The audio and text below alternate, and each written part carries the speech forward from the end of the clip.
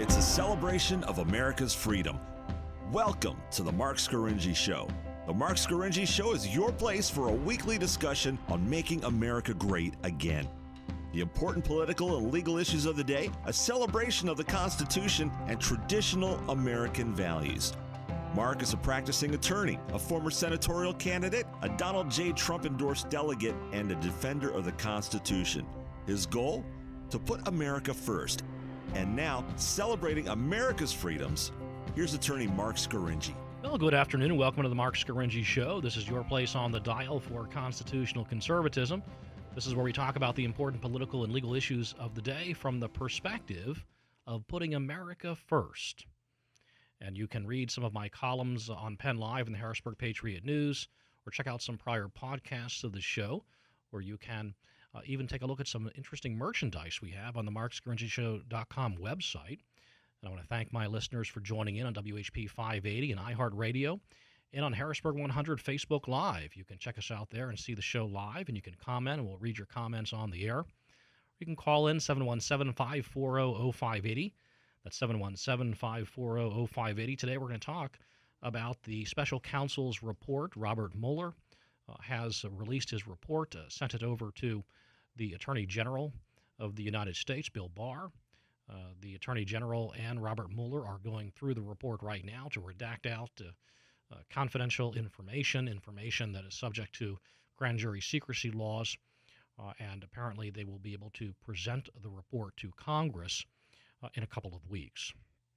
But before we get into the Mueller report, I want to talk about my participation just a few minutes ago in the World Affairs Council of Harrisburg, Pennsylvania's 2019 Global Migration Conference. It's over there at the Central Penn College. It's today from 10 a.m. to 4 p.m. So if you want to head on over there, there are still a couple of hours left of that conference where they're talking about the important issues surrounding global migration. And I was privileged to be asked to appear on a panel to discuss my conservative concerns over unchecked illegal migration into the United States. That was the topic that I was given by the wonderful host and moderator Joyce Davis, who does a terrific job in putting these events together and did another outstanding job today.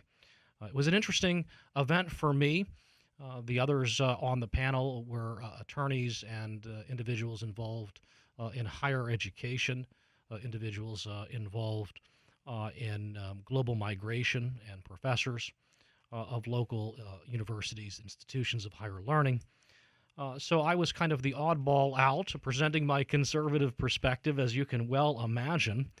I was given my 8 to 10 minutes to speak, and once I gave my report on the conservative concerns over unchecked illegal migration in the U.S., which is the topic I was given to speak on, I was quickly admonished, remonstrated by an individual, a fellow attorney there, who is the executive director of Pennsylvania Immigration Resources Center.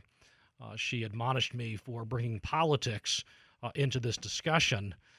Yet that's exactly what I was asked to do, to give conservative concerns conservative concerns over unchecked illegal immigration into the United States. So I had to quickly correct my colleague on the panel, and I was thinking, boy, an attorney never asks a question to which he or she does not know the answer. And I had to quickly respond that I spoke about the topic I was instructed to speak about. So it kind of, that's just one example of the interesting afternoon that I had today, talking about global migration from my conservative perspective. Several interesting questions from the audience. One was a question from a foreign national who has gone through a lot of higher education and is applying for her PhD, asked me about the founding of America and immigration and the founding of America. So I responded, immigrants did not found America. The founding of America was the result of British subjects, Englishmen and women, overwhelmingly, They received charters from the various kings of England over a period of many years to establish colonies, English British colonies, in the North American landmass and on the east coast of what we now call the United States of America. Each of the 13 original colonies originated from a charter from the King of England. So America was founded by Englishmen and women, I'm sorry to say, who were not immigrants, but colonists and settlers who had rights conveyed upon them by the British legal authority to come into, colonize, and settle this landmass here in North America. Now, the governments that were created, the organic documents such as the Declaration of Independence, the Articles of Confederation, the Constitution of the United States, the Northwest Ordinance, the Bill of Rights, those were all legal documents drafted and put into place by the either the British subjects themselves or the British subjects who had then become U.S. citizens or the descendants of them. So America was not founded by immigrants. I'm sorry to say, and my opinion went over it's actually not an opinion, it's a correct recitation of historical fact, went over like a lead balloon in that room at the Global Migration Conference, rest assured. And some were shocked and appalled that I did not talk about African Americans. But the question was the founding of America. And not one African American obtained a charter from the King of England to establish colonies in the United States.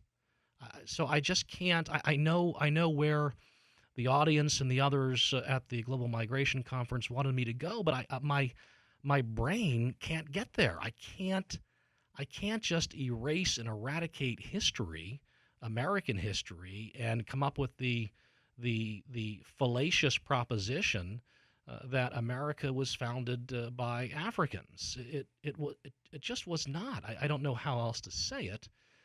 Of course, Africans were brought against their will to these new colonies that had been established by Englishmen and women, first in the form of indentured servitude and then quickly thereafter slavery. They were brought against their will, involuntarily, in chains. They were not.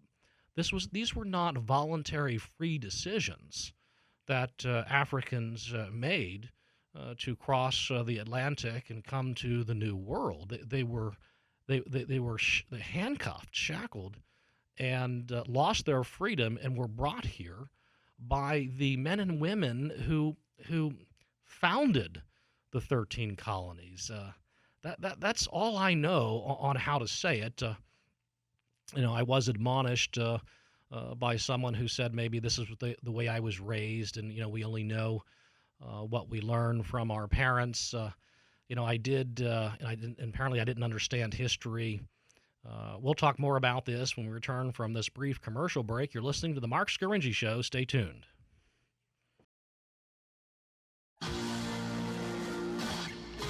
Now, more of Marc Scaringi on News Radio WHP 580. And welcome back to the Marc Scaringi Show, your place on the dial for constitutional conservatism. This is where we talk about the important political and legal issues of the day from the perspective of putting America first. You can call in at 717-540-0580. That's 717-540-0580. We're going to talk about the report by Special Counsel Robert Mueller in a few minutes, but first I'm talking about this excellent conference I just returned from. It is the Global Migration Conference that's being put on right now over at Central Penn College, the 2019 Global Migration Conference put on by the World Affairs Council of Harrisburg. They did a terrific job, as they always do. If you want to talk and learn about global migration, you can head on over there. There still are a few hours remaining in the program. I'm talking about my appearance as a moderator on the panel. When I was asked by the host of the program, the person who put the whole thing on, I was asked to speak about conservative concerns over unrestricted immigration. That was the topic that I was given to speak about on conservative concerns over unchecked illegal migration into the U.S. That was the topic I was given. I addressed that topic on all four squares and was quickly admonished by the attorney sitting next to me on the panel. She is the executive director of Pennsylvania Immigration Resource Center, and she admonished me for bringing politics in it, but yet that was the topic I was given to speak about. So my presentation started off rather interesting, and then later when I was asked about the immigration and the founding of America, and answered the question like this, that America was not founded by immigrants, it was founded by English settlers and colonists who had received charters from the kings of England to colonize, occupy, settle these colonies on the eastern seaboard. And then in subsequent generations, they subjugated and conquered the indigenous peoples and moved them off the land. They created their own new country called America, with using English common law, the English language, writing legal documents, the Declaration of Independence, the United States Constitution, the Bill of Rights, that embodied traditional English law. And people were shocked in the audience that I would say such a thing. I don't know how else to talk about the founding of America. I was admonished for not talking about African Americans in the founding of America, but although I love African Americans, no African received a charter from the King of Great Britain to found one of the 13 colonies founding America. It just didn't happen that way historically. We don't. The United States Constitution, the Declaration of Independence, are not based upon African law. They're based upon English law. This is not a confusing topic. I don't know why what I said went over like such a lead balloon, and someone tried to rehabilitate me by saying, well, this is the way I was raised. This is the way I was educated. Well, I was educated, I think, fairly well. I'll loosely paraphrase United States Senator Dianne Feinstein, who told Ted Cruz that she's reasonably well educated. I did graduate from Georgetown University. I was president with a history degree. I was president of the History Majors Association. I had a 3.73 grade point average out of 4 in history. I know a little bit about it, and I'm sorry. I can't agree with the fallacy that Africans founded America. I can't go there. The original Africans to the 13 colonies were not immigrants. They were prisoners. What happened to them was a horrible, horrible thing. They lost their freedom. They didn't come to America voluntarily as immigrants do. They came shackled as indentured servants and as slaves. So they weren't immigrants. The William Penn was not an immigrant. He was a British subject who got a charter from the king and took the land that was here and just declared it Pennsylvania. Even though there were all these Native American indigenous tribes here, William Penn didn't care. He claimed this land for the King of England. This is our history, and it's frightening to me that that's not known or it's intentionally forgotten. And if you bring it up, wow, I mean, you are condemned. You are made to feel uneducated. You are made to feel shame by simply reciting basic U.S. history. So That's all I'm going to say. It's a wonderful conference, an interesting exchange of ideas. I learned a lot about global migration, some very intelligent panelists there, so there's a lot to learn. I'm just reporting on some of the interesting anecdotes that I personally experienced as probably the only conservative in the room. Well, let's open up the phone lines. We'll take some questions, and then I want to get on to the Mueller report, which is supposed to be the topic of today's show. But I'm happy to take questions or comments from our callers. The question is, was America founded by immigrants, or was America founded by colonists? Let's open up the phone lines. We'll take some questions. We have Mike from Camp Hill. You're on the Marc Scaringi Show. Hi, Mark. Thanks for taking my call. Sure. Love your show every week. Thank you. I learned about American history and the founding in elementary school. And it's beyond me that the audience would be so shocked. I would have liked to have turned the question around to them. How do you think that it was founded? Was it founded by a bunch of people jumping off the boat and this is America? Yeah, well, the attorney who was sitting beside me, who had incorrectly admonished me for talking about politics when that's the topic that I was given, when I answered the question that English colonists founded America, she was aghast, perplexed, maybe angry, upset by that, and she started talking about how Germans founded Pennsylvania, and I had to say, wait a second. William Penn wasn't German. William Penn was English, an Englishman. He got a charter from the King of England.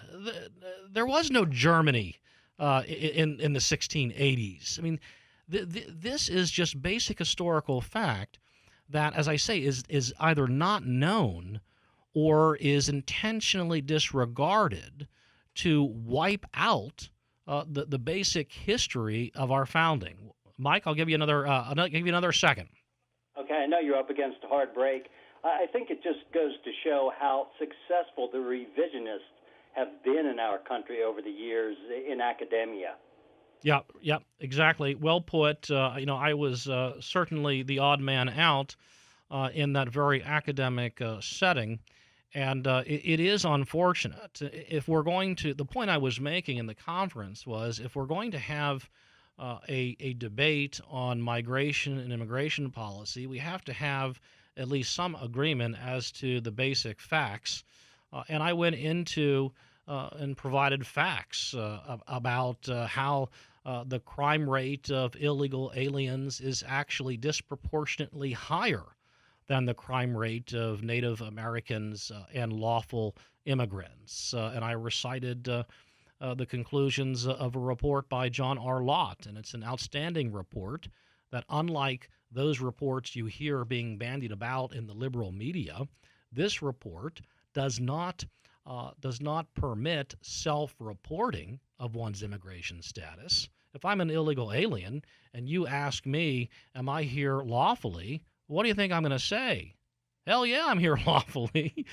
So those reports that we hear talked about on CNN, on MSNBC, and the other liberal shows, they're false. I mean, they're just manipulated reports. You have to take a look at this John R. Lott report from the Crime Prevention Center. Does an outstanding job. They go through the state prisons in Arizona over a period of time.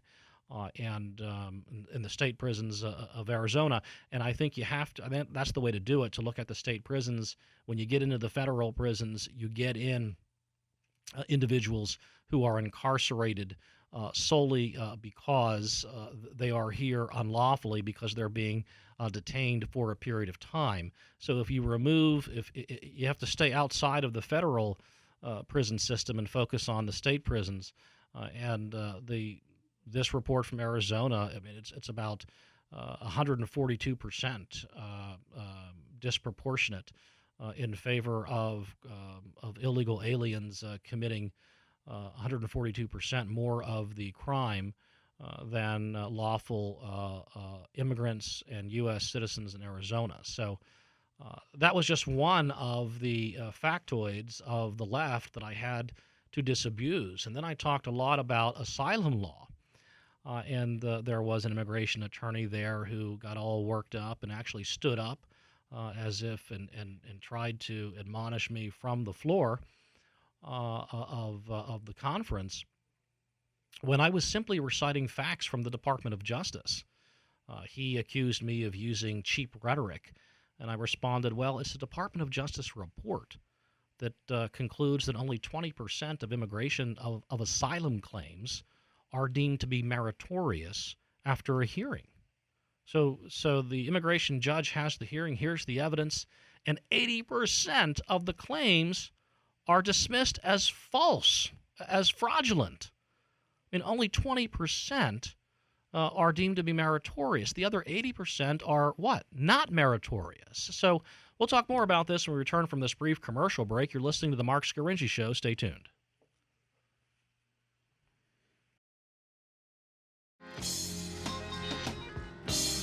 Let's get back to the Marc Scaringi Show on News Radio WHP 580. And welcome back to the Marc Scaringi Show, your place on the dial for constitutional conservatism. This is the place on the dial where we talk about the important political and legal issues of the day from the perspective of putting America first. And that was a perspective that was absent from today's Global Migration Conference. You know, interestingly, the perspective that is assumed in these conferences and in much of the discussion on the issue of global migration, at least in academia, is from the perspective of the foreign national. And I met a very nice woman afterwards who had asked me the question about immigration and the founding of America. She's a foreign national who has been here for, I think, about 9 years and is still going through lawfully the immigration process. But she had some concerns, and her concern was basically, you know, her goal is to become a U.S. citizen, which is a wonderful, admirable goal. But from my perspective, you know, is that the most important thing, or is that one of the more important things for me as an American citizen to be focused on? You know, I've got a business, I've got a family, I've got to raise my children, I've got to pay my taxes, I've got to do all of these things. I want the United States of America, my country, I'm a U.S. citizen, to be strong and healthy and safe. So my thoughts are on America. My thoughts are on the United States. I want what is best for America, Americans, and U.S. citizens. I'm not sure that it's my responsibility to be concerned about or want what is best for foreign nationals. I'm not so sure about that. I don't know. I think it's okay to think about America first. I think it's okay. You know, we're all going to be okay, I think, if maybe we think about our own country first and we think, well, the foreign national wants to come into this country, you know, why? It's most likely for the betterment of the foreign national. But is it for the betterment of the United States of America? I don't know. I don't know. But that's my thoughts are more often focused on what's right for America, and not so much what a foreign national in France or Egypt or China, not so much what's in their best interest, I guess. My thoughts are what's in the best interest of the United States of America and in the United States and the American people. We'll take some phone calls. You can call in 717-540-0580. That's 717-540-0580. Or you can comment on Harrisburg 100 Facebook Live. John from York, you're on the Marc Scaringi Show. What do you think about immigration? Well, I wanted to say I listen to your show every week. I receive a lot from it. I sometimes agree, sometimes disagree, but that's a good thing. That's right. Why, I'll tell you what, I think that becoming a U.S. citizen should be made a lot shorter and easier than what it is. I mean, it's such a long, drawn-out process, and there are certainly a lot of good people who want to come here, who are coming from terrible situations. extreme poverty, hunger, persecution. But is that you name it. is that our concern? I mean, is our concern as the American people, as citizens of the United States of America, should we be concerned about the living conditions in Honduras? Is that what should be important to us? Yeah. I was going to be my next point. You make a good. I think certainly if we give a lot more money, a lot more resources through church organizations like Church World Service, Mennonite Central Committee, Jewish organizations, religious organizations. If we give a lot more through them to the people in these nations, it won't filter through the government so much. It'll get right to the people.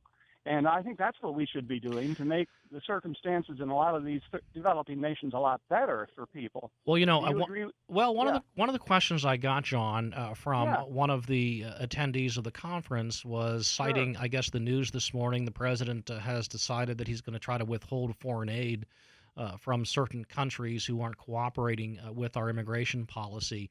And the question was, is that going to increase migration into the United States? And I think the assumption was it would. So if we want to reduce migration in the United States, we should increase foreign aid to these countries. And my response is I think that's backwards. I think that's I just think that's absolutely the wrong policy position to take. We give massive amounts of foreign aid to Guatemala, to Mexico, to Honduras, Nicaragua. Right. That has not reduced migration. And I gave the example of, you may remember the tiny 2-year-old screaming, crying Honduran girl who Time magazine put on their cover and had her cowering under a domineering and bullying Donald Trump. And her mother, Sandra Sanchez, she illegally crossed the border in search of a better life in America, but claimed asylum. Yeah. Now, her claim, God bless her, she's a wonderful person. I love every single person in Honduras. I love them to death. I know you do. They're amazing, wonderful people. I don't hear you showing any hate toward anyone. Yeah, I have nothing but love. But she's making a false asylum claim. She's not fleeing Honduras because of political persecution. Uh-huh. She has a husband. He has a good job. She has 3 other children there. She just grabbed or politely held her 2-year-old and took that 2-year-old on a couple 1,000-mile journey. Yeah, I understand what you mean. Okay, all the way up to our border, and then used the 2-year-old as a ticket to get into the U.S. under an asylum claim. Is there some way we could separate the really legitimate, good people from those who are abusing? I mean, we should just, I don't know, our whole immigration system needs to be reoriented somehow and changed. Yeah, I'm not smart enough to know how. I feel very sorry, though, for a lot of these people, and I'm sure they come from, excuse the expression, hellish circumstances. But I don't know what all the answers are. So the question then presented was, should I give her my taxpayer dollars in order to encourage her not to migrate to the U.S.? Should I send my money? So I've got to go to the grocery store after the show, and I've got to use my money to buy groceries to feed my family. Should I take 10% of that or 20% of the money that I would otherwise use to buy bread, milk, and eggs for my family, and should I send that down to Sandra Sanchez in Honduras so that she can use that money to buy bread and eggs and milk for her family, under the idea that maybe she won't migrate to the U.S. and illegally cross our border? So that's it, right? Well, I like I said, I do know that Church World Service, Mennonite Central, I don't want to repeat myself, OMCOR, United Methodist Committee under Lutheran World Relief, a lot of these organizations are doing fantastic work in these countries, and I think our best way to help people... Well, then why do we have so much migration? Pardon me? Why do we have so much migration from these countries if we're doing fantastic work there? Well, that's a good question. We should be doing a lot more fantastic work, I guess. But give them some more money. You make some points that cause me to think. You know what I mean? Yeah. Well, I thank you, John, for your call back next week. I got to take some other calls. I thank you for being so kind, even to this conference that seemed to disagree with you so vehemently. I mean, you were kind to them, and I think that's good. And I had a good time, and it's an excellent conference, and they do a terrific job. John from York, thanks for calling. I got to take some other calls. Appreciate the call. Philip from Wiccanisco, you're on the Marc Scaringi Show. Mark, great show. Oh, thank you. Absolutely great show. I sent you an email showing you who I am. I'm a veteran, and I was a flight simulator specialist and honor graduate, so hopefully you'll get that. But you're right. Oh. Sorry, I inadvertently lost Philip from Wiccanisco. Philip, if you can hear us, please call back. I apologize. I'm not as nimble as I need to be on the phone system here. But we have other calls here, so before Philip calls back, we'll take a quick call. Mike from Carlisle, you're on the Marc Scaringi Show. Hi, Mark. Good to talk to you. Hey, I was just telling the gentleman that screened for you today. I was fascinated. I never knew this, and once again, the unschooled people don't really know what's going on if they're not paying attention. The History Channel had a special on for several days, and it was about Brexit and the reasons for it. Well, the whole reason for Brexit at the beginning, and I don't know who knows this and who doesn't. I guess probably most of the American people don't. It's because people, by the agreement, they could come across the border, work there or live there, and then suck up their social services. And that's what was going on. So we're basically fighting the same battle with our own government. Yeah, trying and to stop this kind of idiocy. Yeah, Mike from Carlisle, I think you've hit the nail on the head. I think that was the biggest opposition to staying in the European Union among the people of Great Britain was because of the mass migration that Europe has been experiencing. And at this conference and in other academic settings, of course, migration is assumed to be a good thing. Now, it's assumed to be a good thing for the migrants. They want to get the heck out of where they are, and that seems to be the focus. And then they also will assume it's good for the receiving country. But you're seeing a lot of people in Europe stand up and voice opposition to mass migration. And by the way, the history of the world is replete with war, civil strife because of mass migration. This is something that is lost or not acknowledged by those who are great proponents of increased mass migration. Well, the history of the world, so much of civil strife and war was caused by mass movements of a foreign people into a new land, and that causes all kinds of civil strife between those two groups of people. Look at U.S. history.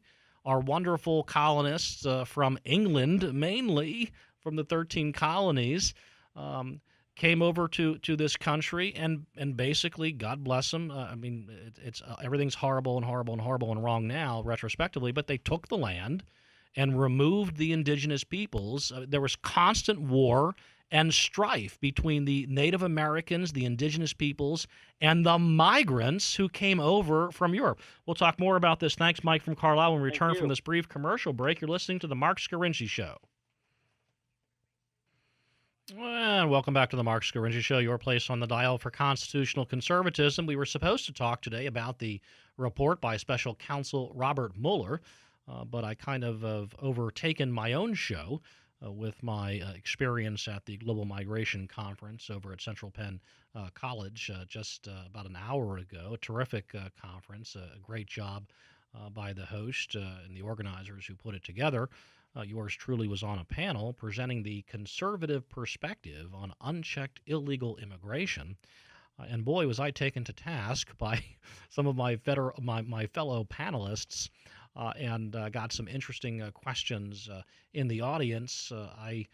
When I gave my presentation, I used government reports and other well-documented, verified research to substantiate the positions that I was taking, but we got kind of sidetracked on this issue of whether or not did immigrants found America, and so we kind of went down a little bit of a rabbit hole on that issue. And I see Philip is back from Wiccanisco. Philip, I'm so sorry. I have some fat fingers and inadvertently disconnected you. But Philip, you were saying, go ahead. You're back on the Marc Scaringi Show. Okay, I was mentioning the Mayflower Compact as being our first government. Am I correct? Yes. Okay, good.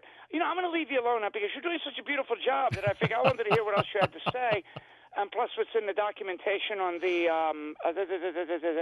of this report that Mueller had. That's so I'll leave you alone on that. How about that? Okay, Philip from Wiccanisco, thank you. Bye-bye. Well, let's. I appreciate those kind words. The Mayflower Compact, just another example of how our founding was. We were founded by English colonists and settlers who wanted to create and build a new world.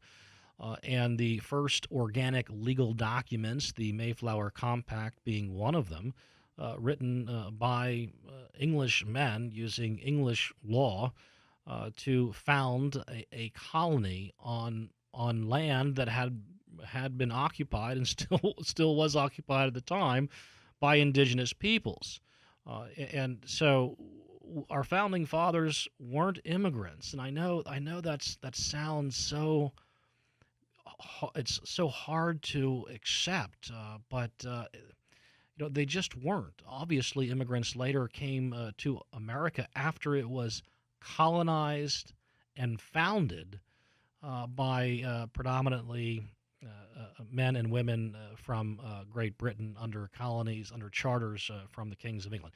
But let's talk about the Mueller report. Philip from Wiccanisco wanted to discuss that, and Special Counsel Robert Mueller has released his report on the investigation into the Russian interference in the 2016 presidential election.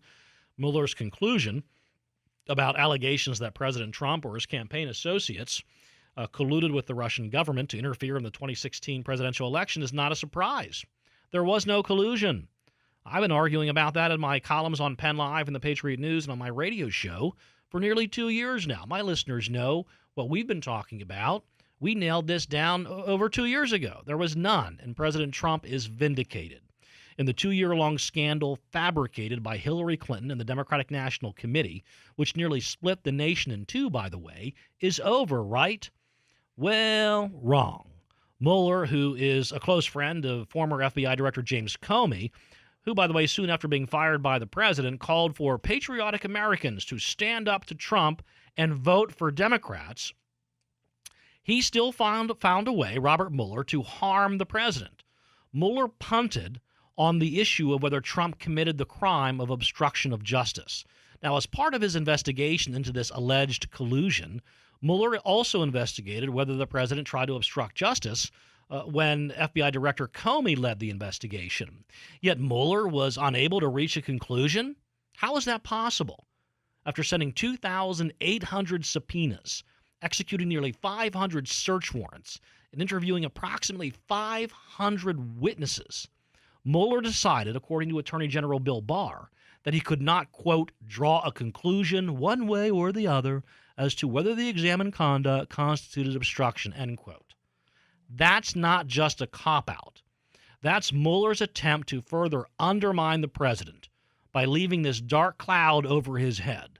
Mueller had all the evidence he needed on the obstruction allegation. The truth is, the president did not commit the crime of obstruction of justice. There simply are no facts in support of any possible corruption offenses under the United States Crimes Code. So in order to get Trump, Mueller, again according to Barr, had been toying with the idea of expanding existing obstruction law to include lawful actions based upon a corrupt state of mind or motive. Now, under this novel and really dubious legal theory, Mueller was apparently considering whether he could charge the president for his lawful interactions with former FBI Director Comey about his investigation of Trump's then National Security Advisor, Michael Flynn. Remember that Comey wrote in one of his many, many memoranda that Trump said to him, "I hope you can see your way clear to letting this go, to letting Flynn go." Now, the media reported that alleged statement from Trump as proof that Trump was obstructing justice by trying to shut down the Flynn investigation. Newsflash. Presidents have, this is my second newsflash of the day. The first one is English men and women founded America. That's my first news flash. Second news flash. Presidents have the full power under Article 2 of the United States Constitution to start and stop an investigation into violations of U.S. law, as well as handle every action in between. Article 2, Section 3 of the Constitution requires the president, not Bob Mueller, not James Comey, the president, to take care that the laws be faithfully executed. The president's power to enforce federal law is plenary. That means it's full. It means the Constitution places no limits on it. The president may delegate his power to lesser officials, including the FBI director, the attorney general, and even the wonderful saintly special counsel Bob Mueller. But the power remains the president's, and those men remain subordinate to the president of the United States. That's the way our Constitution set up this country. That's the way those former Englishmen who drafted the United States Constitution set up this country and this system of justice and the three branches of government. As the chief magistrate of the executive branch, the president has every right to encourage and even order Comey to let Flynn go. That's his prosecutorial discretion. And the president's discretion is absolute. It's non-reviewable by the courts. Trump could have pulled Comey aside and said, hey, Jim, I hear you're investigating my national security advisor for having a perfectly lawful telephone call with the Russian ambassador. Hey, Jim, back off. Shut down your investigation into Flynn. If you don't, you're fired. And by the way, Jim, in America, we don't investigate innocent men for non-crimes. That's what the president should have said. He had every right to. The crime of obstruction of justice, by the way, is about prohibiting individuals from subverting or thwarting the administration of justice through bad acts, for example, by suborning perjury, destroying or concealing evidence, or by inducing witnesses to give false testimony. President William Jefferson Clinton was accused of some of those things, you may recall. Trump has done none of this. We know that. If he had, he would be on line 1, page 1 of Mueller's report, and the Democrats would be screaming justifiably for once for impeachment. But he didn't do it. Not only is there no evidence, he didn't do it. He didn't obstruct justice. Contrary to Mueller's purported ruminations, corruption cannot be based solely upon a person's state of mind. That's not the way the law works. And Mueller is wrong to insinuate otherwise. And writing that in his report does not exonerate the president from committing crimes, that is an absolute false statement and a stunning dereliction of his duty. Mueller's job was to determine whether crimes occurred or not leave it to Congress, to Democrats in Congress to decide. By shirking his responsibilities to conclude, as the evidence compels, that Trump did not obstruct justice, Mueller has given hope to the Democrats. Now, they'll use this last bit of hope to hold endless congressional hearings, to resume the impeachment charade, and thus prolong the worst period of division in our nation's history since Watergate, where you had actual obstruction of justice. The president is right to be so angry and so worked up about what the Justice Department under Barack Obama tried to do to him as a candidate, and then those same men who kept their positions in the Trump administration, what they tried to do to Trump as the President of the United States. This was an attempt by the highest-ranking members of the Department of Justice and the Federal Bureau of Investigation to take down a candidate of their president, Barack Obama's rival political party. And when that failed, the insurance policy kicked in. And those same men and women then tried to take down a duly elected sitting president of the United States of America. based upon fake, false allegations purchased for millions of dollars by Hillary Rodham Clinton from a foreign agent. That's the state of American justice today.